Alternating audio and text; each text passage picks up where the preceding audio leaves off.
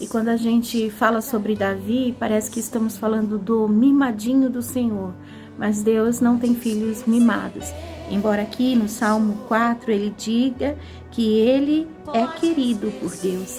Davi realmente era querido. A palavra diz assim, sabei, pois, que o Senhor separou para si aquele que lhe é querido. O Senhor ouvirá quando eu clamar por ele. Mas todos nós somos queridos por Deus. Somos. Mas aqueles que têm o coração mais próximo daquilo que Deus anseia ver na humanidade, aquele que é mais sensível às coisas do Espírito, aquele que gasta mais tempo com Deus, ele acaba se tornando mais querido. Os olhos de Deus estão sobre os verdadeiros adoradores, aqueles que adoram em espírito e em verdade. Davi era querido, mas isso não poupou ele de saber exatamente que ele devia amar e também temer aquele Deus. Davi experimentou muito bem o que eram as consequências de erros, de pecados, de falhas humanas.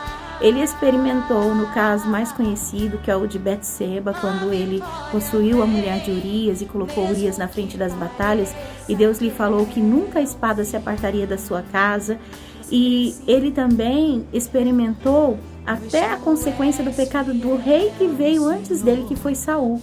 Houve 3 anos de fome sobre Israel, e quando foram consultar os profetas para saber o porquê, era porque Saul tinha quebrado a aliança de proteção que tinha feita com os gibeonitas desde os tempos de Moisés. Moisés fez uma aliança com os gibeonitas e jurou que não mexeria com aquele povo, que deixaria ele habitar pacificamente no meio de Israel. Mas nos tempos de Saul, já longe da presença de Deus, decidiu retirar os gibeonitas e fazer uma matança. E lá na frente, quem teve a consequência disso, quem viveu e teve que pagar pela consequência disso, foi Davi no seu reino. Também Davi sofreu as consequências de um erro quando ele mandou contar, fazer o ressarcimento do povo, saber quantos homens haviam em Israel prontos para a guerra. E isso não foi do agrado de Deus, porque Deus queria que Davi confiasse nele e não na quantidade de homens.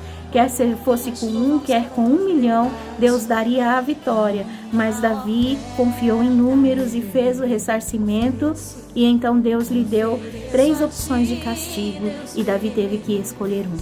Então Davi era querido, mas ele não era mimado. O Senhor foi com ele durante toda a sua vida, mas ninguém como Davi conheceu tantos motivos, teve tantos motivos para temer aquele Deus que ele também amava e que ele também adorava e que era bom para ele, mas que não devia ser tratado com leviandade. Pense nisso hoje. O Senhor te ama, você é querido.